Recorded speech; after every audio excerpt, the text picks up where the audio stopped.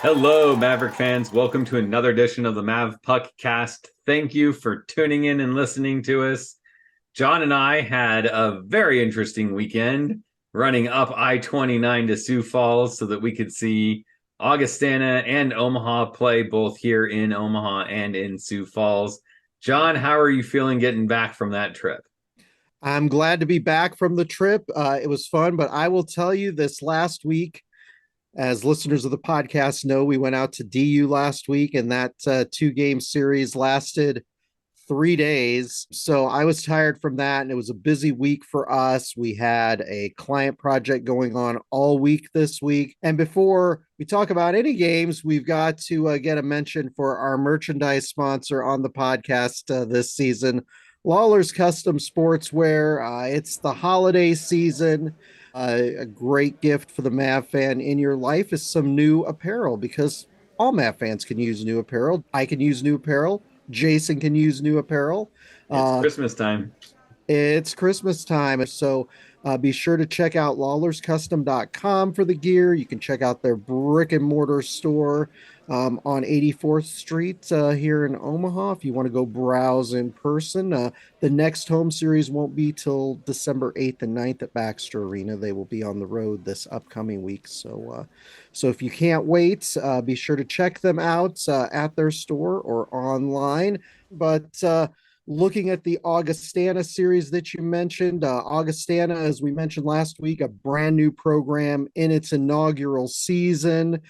This, of course, the first time UNO has played them. Because they're so close to us, they're the closest Division I team to Omaha. I think fans are hoping that this becomes an annual occurrence, playing the Augustana Vikings. Going into this game, it was Matt Miller's 100th game, so congratulations to him. It hardly seems like he's been around that long, Jason. Going into that first period, we had high hopes for this series. You referred to this as a trap series, Jason. How are you feeling going into the Friday game? Well, like I said last week, I'm worried about it because on paper we should beat them. But as you pointed out many times, a startup program like this in the current structure for NCAA sports, they can build a more competitive team than teams have in the past.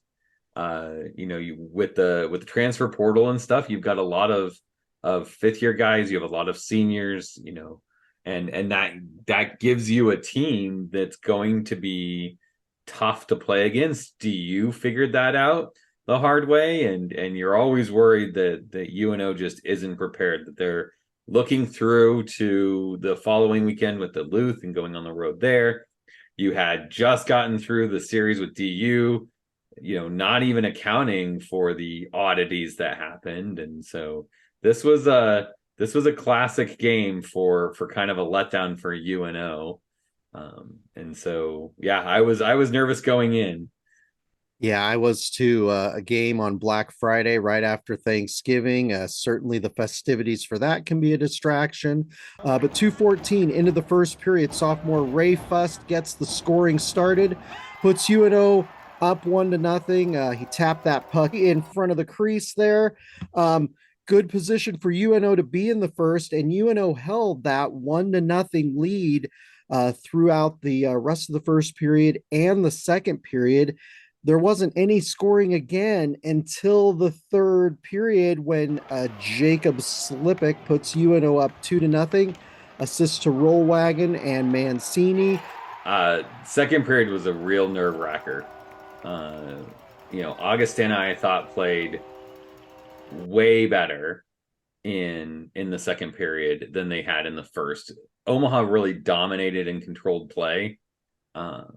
We really had the opportunities to be up more than one, and it kind of was starting to feel like, this is a team that you let hang around. They're only down by a goal, something funky happens, and then a late last minute something or other, and suddenly Omaha loses their home game on a back-to-back. Slipik's goal in the third, you start to feel a little bit like you feel like you can breathe just a little bit because you've got that tiny bit of wiggle room.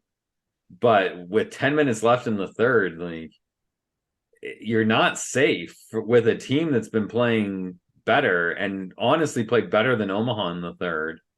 Um, you kind of just felt like if they get a good opportunity, it's probably going to go in the net.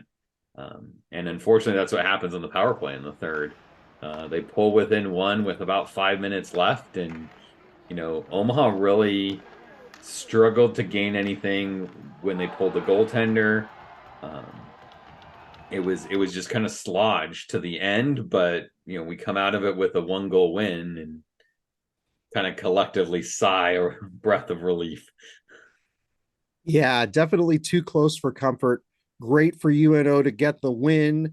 Um, Great position for UNO to be in starting that series. Like we said in our little post game wrap up that we did in the lobby that Bridget posted to Twitter, a win is better than a loss. So you'll take it any way you can get it at this point in the season against a non-conference foe. As you alluded to earlier, Saturday the game was in Sioux Falls. A number of us drove up for the game. This was kind of nice. It's been a long time since we've had a road game where there've been a lot of UNO fans in attendance. I know that over the years when UNO has played a regular season game up in Mankato, we've gotten fans for that, but it's been a while. It was nice. It makes you wish you were located closer to more D1 hockey schools. Seth Isley got the start in net on Saturday night. Nice to see him get some playing time in this series. 4:12 into the first period on Saturday night. Victor Mancini, who has proven himself an offensive threat this season, puts UNO up 1-0. It was a good tone setter early for UNO at the Sanford Center, Jason. Yeah, the shot was from outside of the offensive zone. It was one of those goals you don't expect to go in. I talked to some of the fans that were there. They asked about that one. I said, it's a really strange goal because if your plan was just to dump it in and you get a goal out of it, like usually what you're trying to do is you're trying to land that puck right around the top of the crease, so it takes a funny bounce that the goalie doesn't have a lot of time to react to. A lot of the times that you see those kind of odd area zone goals, that's usually kind of how they happen. But it was a laser. Like he must have like seen something and thought like, oh yeah, I can pick a top corner from outside the blue line. Like I'm Victor Mancini, I can do stuff like that. Absolutely. Apparently, Mancini has been listening to all of us talk about the fact that there are a lot of offensive defensemen on this team, and he decided to get in on the act because he's doing his best forward impression this season as of Yeah, late. overtime game-winning goal, and then pulling his best NHL defenseman shoot from everywhere kind of mentality. That's absolutely right. So UNO up 1-0, and then 11:39 into the first period. Sophomore Tyler Rollwagon puts UNO up 2-0. Assist to Charlie Lurie. Charlie Lurie's first game action as a Maverick. Nice to see the freshman forward get in there. 2-0 after that first period, Jason. Good position for UNO to be in. I thought they played really well during that first period. They did, yeah. I think their first period Friday night was probably better, but this was, right up there with that. And we've talked about it before. This team, I think they play the best when they have that, when they get out and can get some rhythm going, get some momentum in the first, try to get some opportunities, even if they don't go in.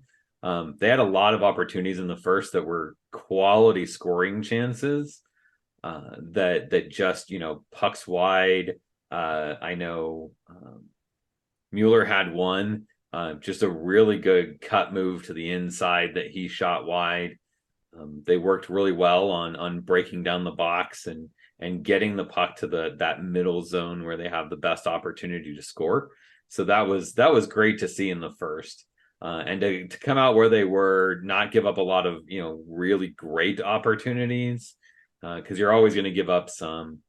They had to be feeling good in the locker room going into the second, but the second doesn't start the way we kind of want it to. That became I don't know, refs apparently decided that they were bored. I don't know. That was a lot of penalties called. A lot of weird, like we had 4-on-3 at one point in time, which you don't see very frequently. And it's just a strange game when you have to start kind of managing all that. Guys start sitting on the bench that are not getting ice time because they're not on the PK or the power play, and then they 19 minutes into the period they get their first shift.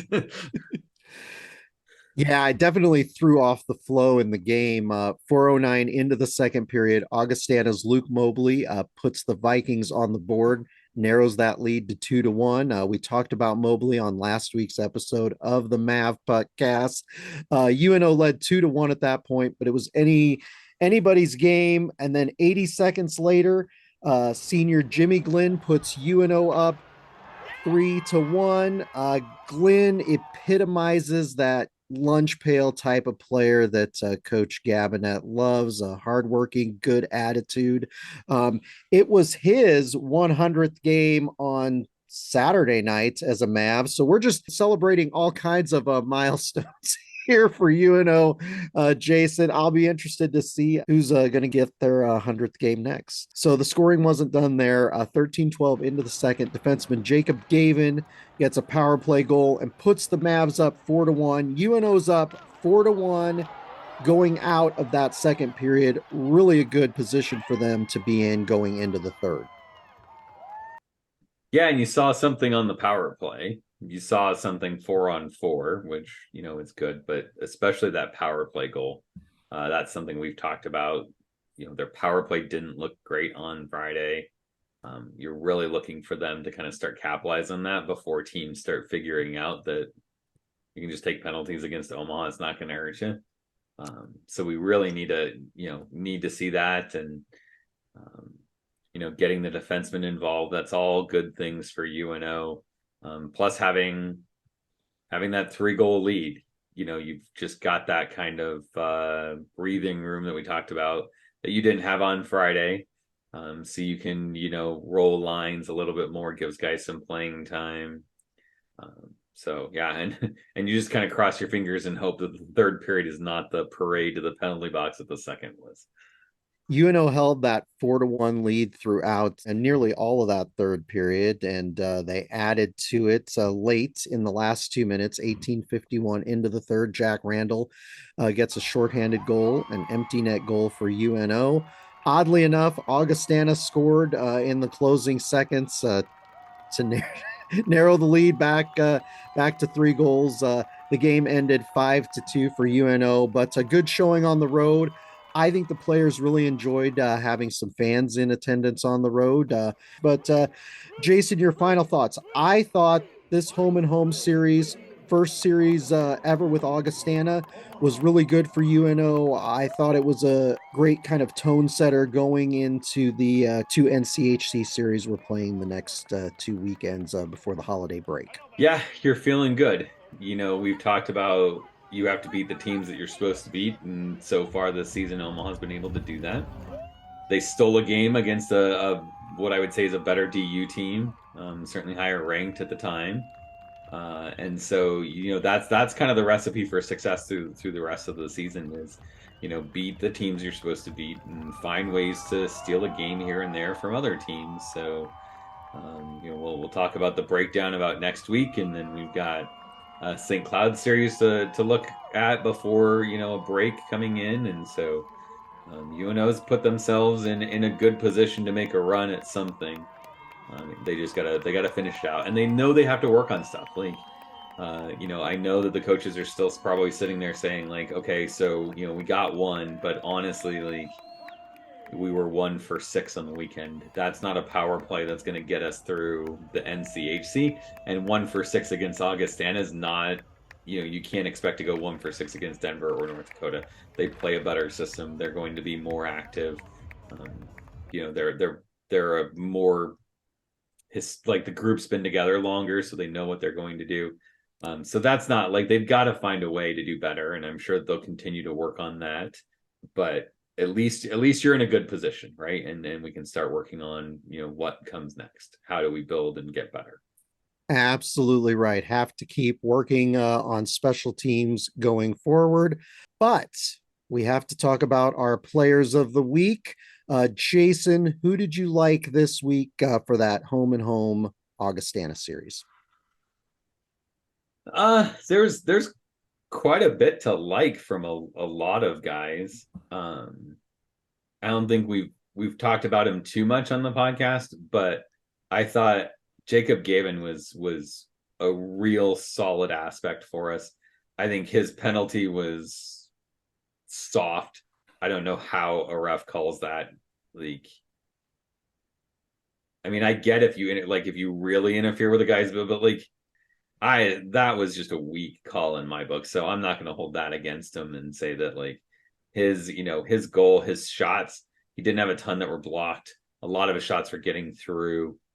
And so I've liked his play this season, and I really liked it again this weekend.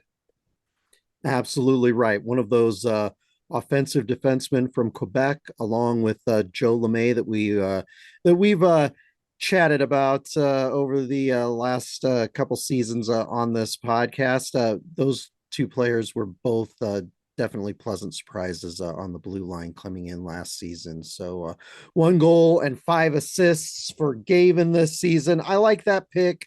I like how Jason tries to go off the board with his picks. I'm going to go with a little bit more obvious pick. I've got to go with sophomore forward.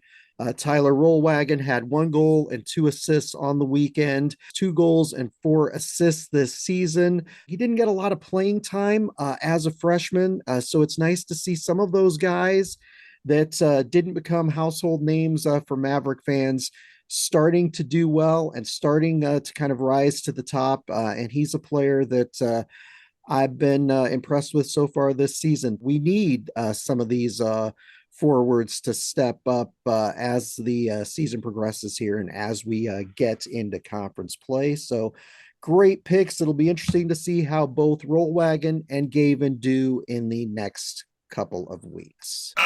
Turning to our things you missed at Baxter Arena and Sioux Falls. Tell you what, that does not flow off that does not flow off the tongue like things you missed at Baxter Arena. Too many words. Absolutely right, Jason. I UNO think we can hockey call this series "Things You Missed at the Rink" this week. UNO on Friday night at Baxter Arena honored hockey color commentator Terry Leahy for his 1000th broadcast with the program. I thought the neat thing was that they got tributes from past play by play guys who worked alongside Terry on the radio broadcasts. And I was excited to see the original play by play man for UNO hockey, Greg Harrington, who was from Minnesota, who would commute to UNO during the early years of the program.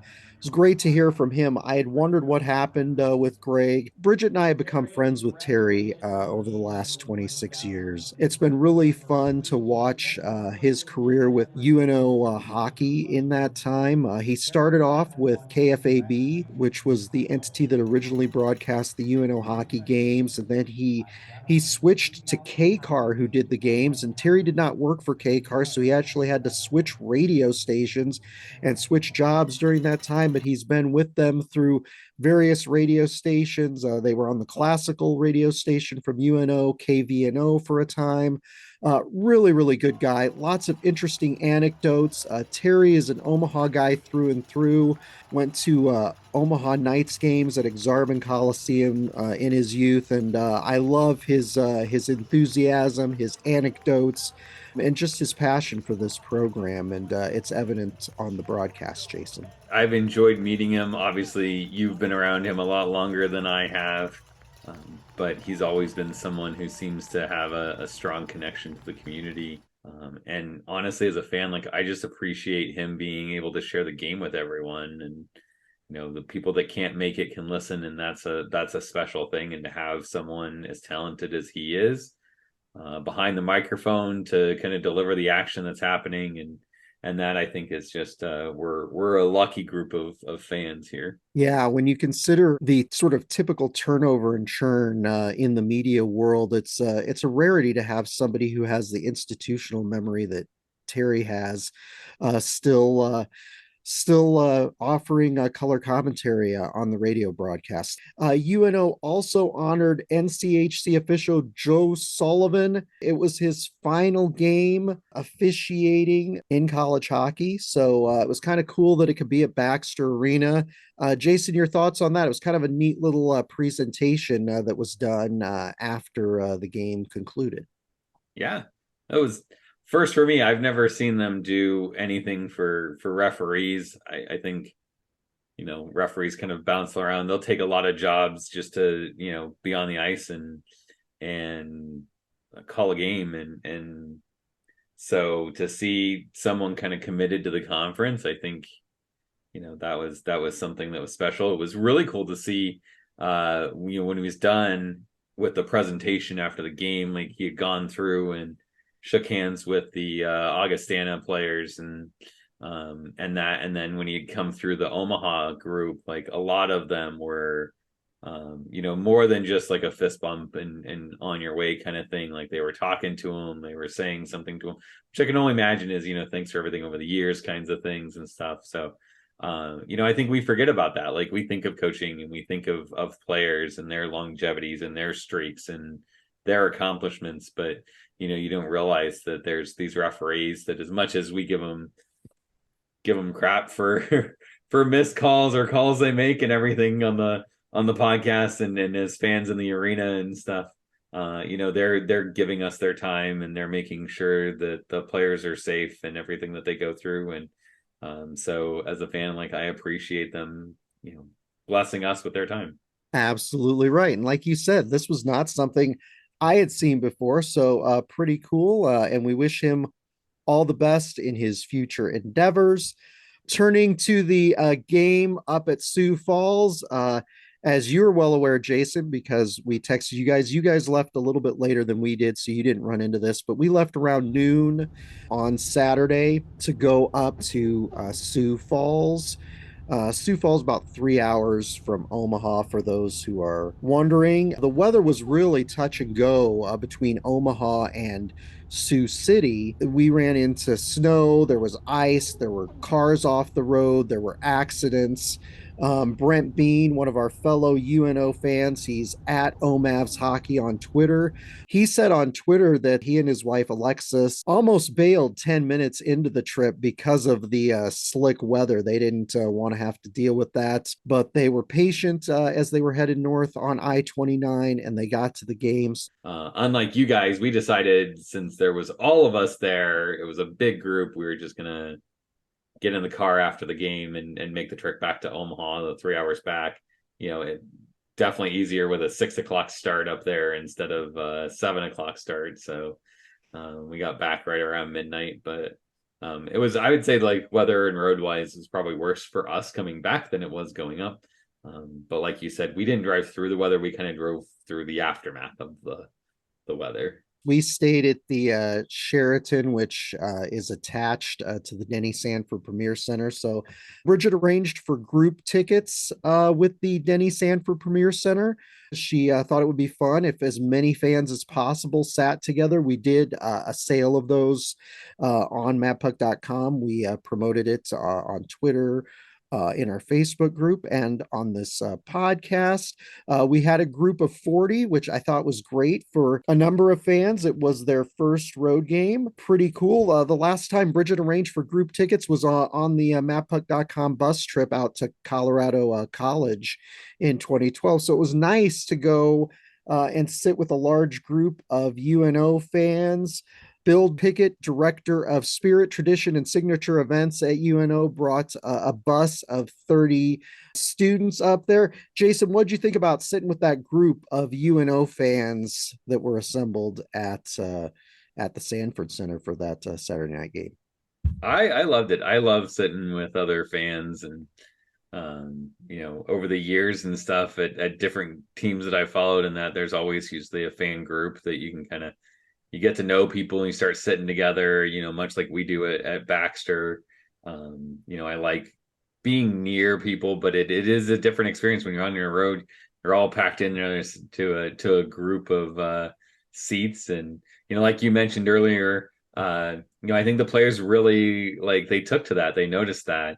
I noticed after they went through the handshake line, a few of them a nod up to the area of fans where the students and because the students were right kind of next to us in the same section.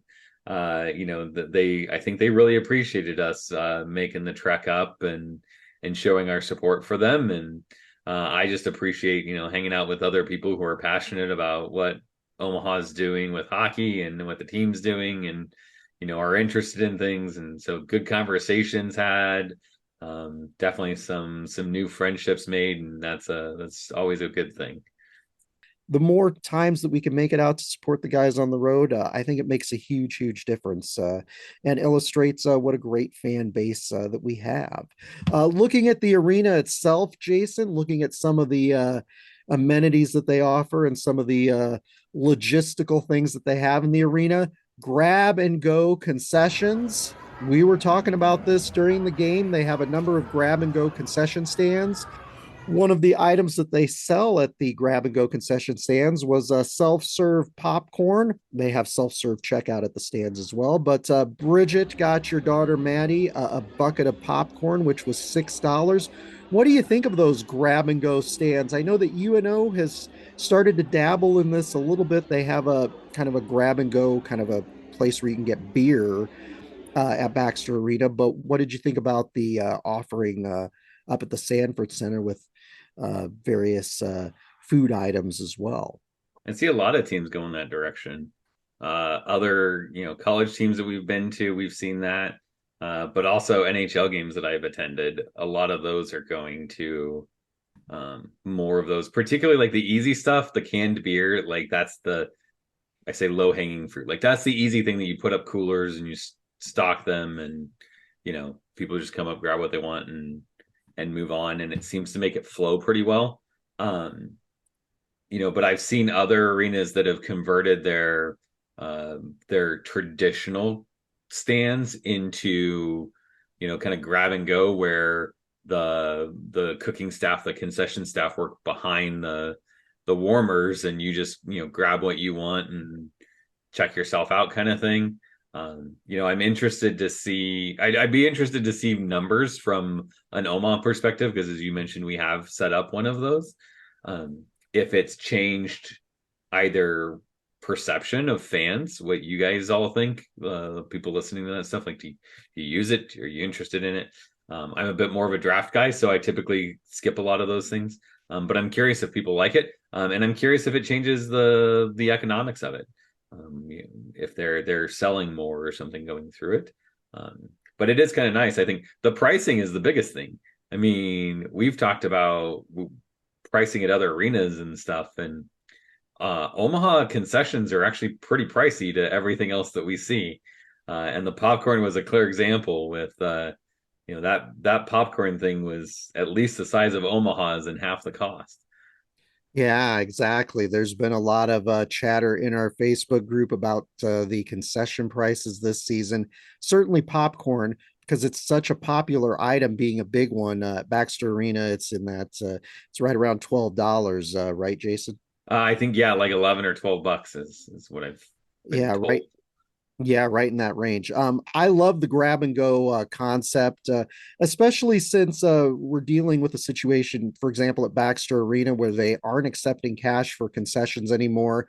I think this makes a lot of sense going forward. I'll be interested to see how this evolves at arenas and sporting venues around the country going forward. So, yeah, I thought that was very interesting. One of the things that all of us missed at the games up in Sioux Falls were cowbells, because cowbells were not allowed in the arena. They told Or us were that signs. nor were signs.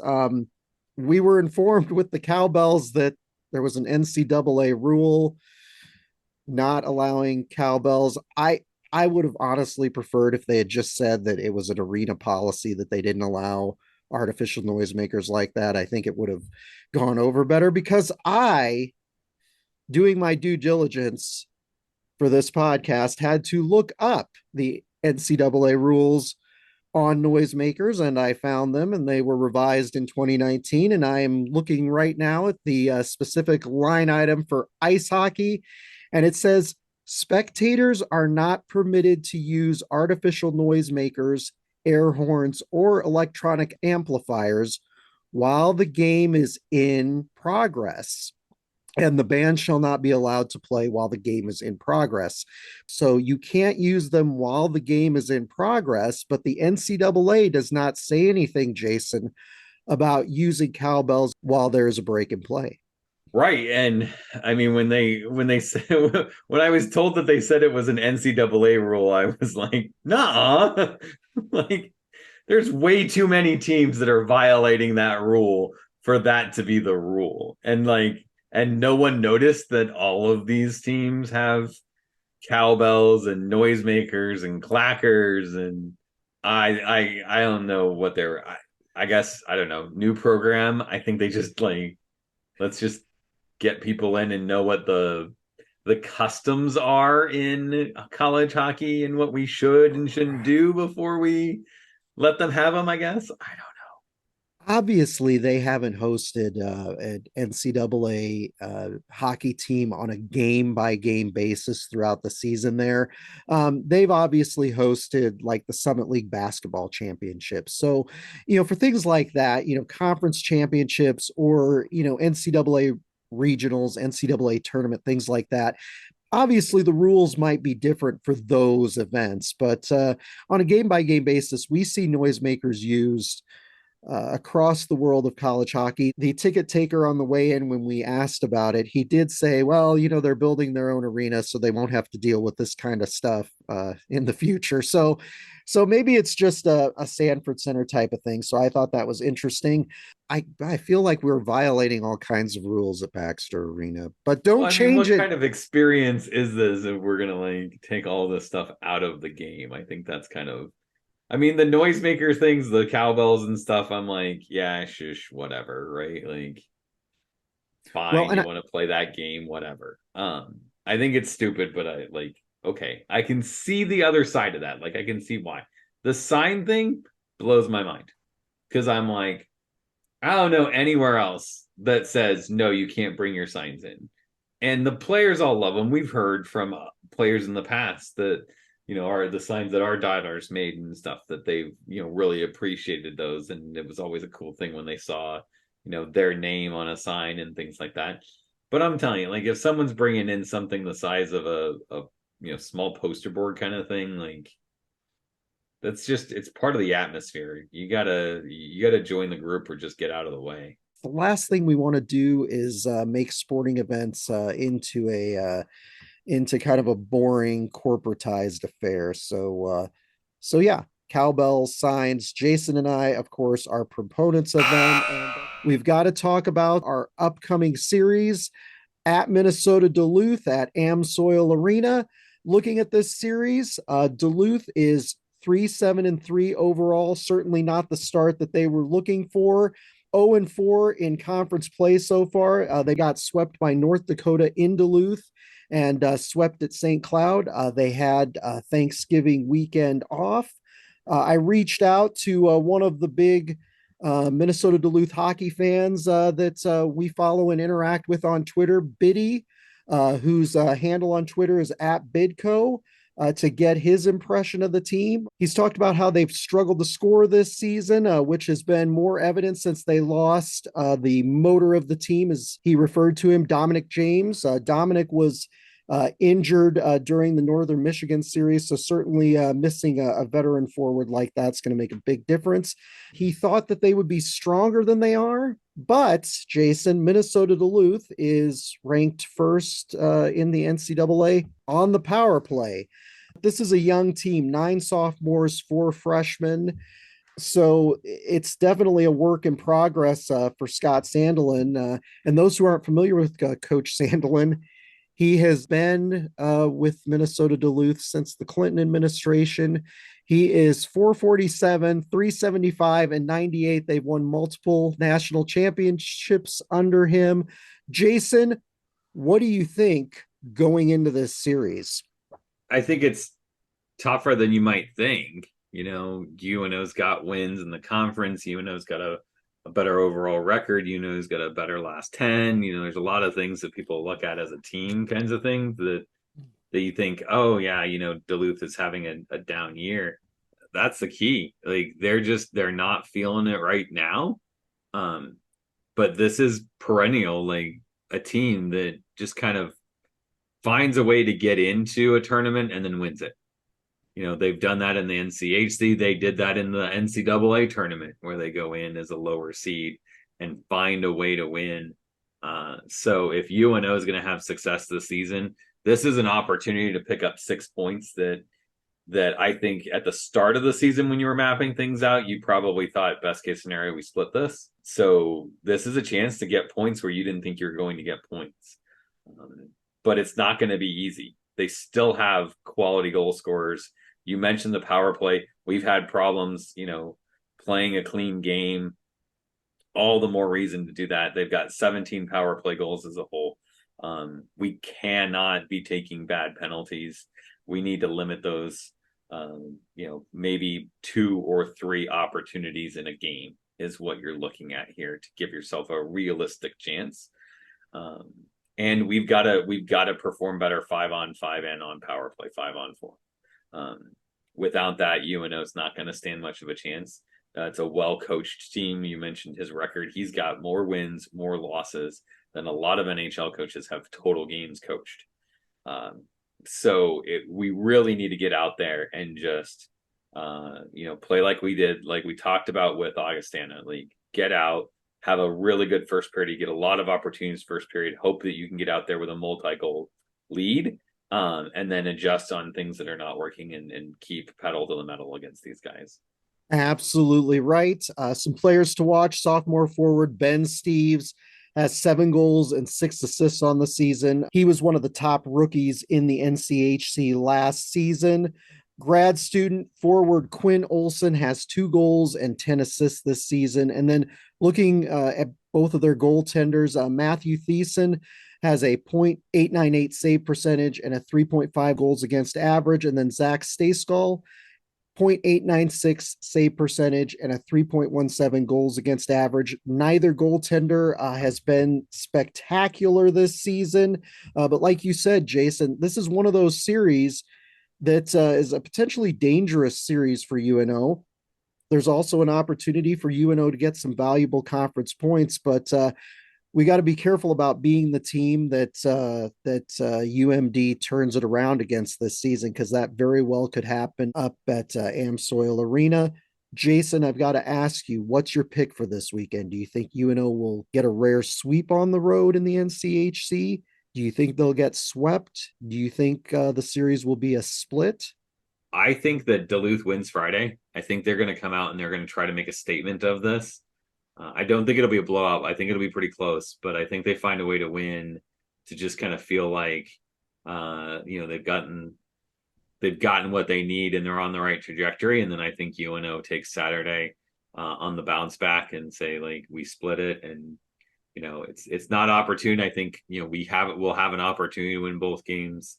And that really will help us a ton if we can. But I think realistically, we probably split this series. I think that's a great pick. And I agree with you on that pick. I think UNO will drop that Friday night game. Like you said, I think this is a well-coached team. There is a lot of talent on the team, albeit young talent. And as you mentioned, they're going to look at this as the start of the second half of the season. So I think they'll be ready to play. I think UNO loses Friday. I think we win on Saturday nights. I think it'll be fascinating to see. The games this weekend, the Friday game is 7:07 p.m. Central Time. You can listen to that game on 1290 Coil. Terry Leahy, who we talked about earlier, will be doing the color commentary, and Mike Valancourt, our new play-by-play guy this year, who's been doing a great job, will have the call on both the games this weekend. So, as I mentioned, Friday, 7:07 p.m. Central Time, Saturday, 5:07 p.m. Central Time, so a little bit earlier than we're used to. You can watch both of the games on NCHC TV. Jason, I have not watched any of the games that UNO's been in on NCHC TV this season because we've been at all the road games so far this season, Jason. That ends this weekend, right? You never know where you might see us on the road when it comes to the UNO Mavericks. So we'll see. But we encourage fans, as always, if you're following along with the game, to follow Mavpuck on Twitter because Bridget will be doing game updates throughout the game. Always fun to have that little extra dose of information. We encourage you to listen to back episodes of the Mavpuckcast. You can find all of the episodes at mavpuck.com, as well as links to all of our social media channels if you want to follow us throughout the season. So until next time, Jason, go Mavs. Go Mavs.